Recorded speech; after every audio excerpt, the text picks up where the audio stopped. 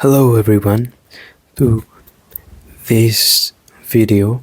Today we are going to speak about the body's language of death. The body's language of death. What do I mean by that? What I mean is ejaculation. The language of death of the body is ejaculation. There is no whatever we can think about the language of death. For me, the only thing there is or exists that could be about it is ejaculation. Especially today, because pornography is everywhere, as we have seen in a later video. And at the end of the day, we are all addicted to something. Maybe you are addicted to something good or something bad, but you're still addicted. And if you are addicted, you have to train yourself to take back control in that activity. But that's a topic for another video. Yes, ejaculation is indeed language of death for the body, because we know it in many different ways. First of all, our ancient people knew about this for a long time. In many cultures, in this case French culture, we know ejaculation as la petite mort, the little death, because release for a man is a release from all of our tension from construction, tension from penetration. Men, when we go around the world, what we want to penetrate reality as much as we can, not just physically but also mentally and spiritually. Physically, you all know what I'm trying to say. Sex, but it could be building something, it could be creating something. Why do you think most builders, most constructions, softwares, most revolutionary construction thing is built in most cases by a man? Because his desire to penetrate the world and reality is what makes him want to do that. Once he releases it, it's as if he dies. Maybe internally, maybe a little bit of himself dies, especially after ejaculation, but he does die.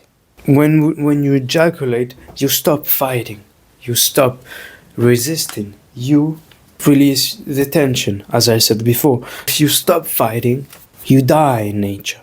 In nature, whenever an animal finally copulates with a female, he, as I said before, dies a little. But if you, in this instance, if you stop fighting, you literally die. Again, the dimension of death is in many cultures, but also in nature. You may think this is completely out of reach or far-fetched, but we live in a world where pornography and ejaculation is everywhere. And what do we see? More and more people die in a certain way. They are not even alive.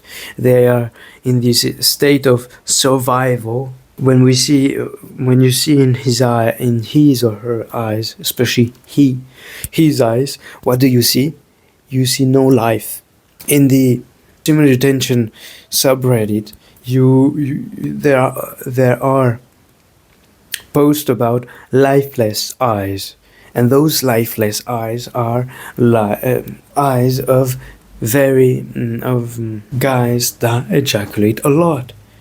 They may not be dead, but they are dead inside. One little part of them dies inside every time he releases his energy. That is ejaculation. When you have sex with a woman is to create a living being. But for that, you have to physically die, at least give one part of your life to that new life, so that it can develop into becoming it's a separate individual. If ejaculation is the language of death, what is the language of life?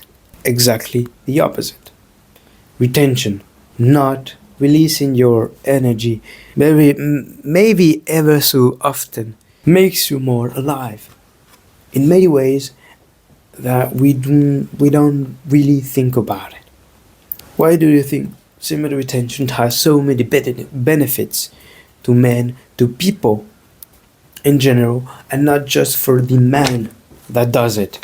Because simply we retain that energy, and we, with the ever-seeking penetration, the drive to penetrate life, maybe not just physically, make us give to others those benefits we have. Why do you think I'm making this video? After 5 years of semen retention, I am trying to penetrate the world in a way that isn't ordinary, and to give the benefit to the gifts I have obtained with semen retention, and give it to more people. More people will do semen retention, and the cycle continues. Because in everything we do, what we want to do is to satisfy the desire to penetrate life in physically, mentally, and spiritually. All of our actions come back to this desire of penetration, not just women.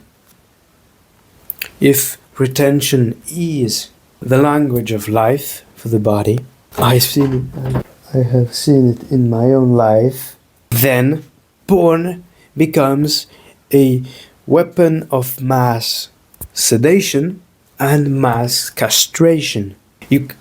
Nobody can make money out of you retaining your being, retaining your semen, but they can make money out of you releasing that energy, releasing and dying just a little bit every day, so that they can sedate you.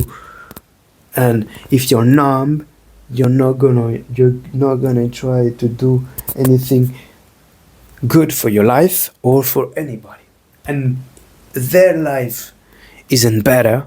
They can make money out of it. That is the whole thing. The whole cycle is misery after misery. That is why pornography should be shunned and shamed. It should be avoided as much as we can, because not good for you, not good for anybody, and good for the bad people. Unfortunately, I do not have the power to change the world in a way that could actively destroy pornography.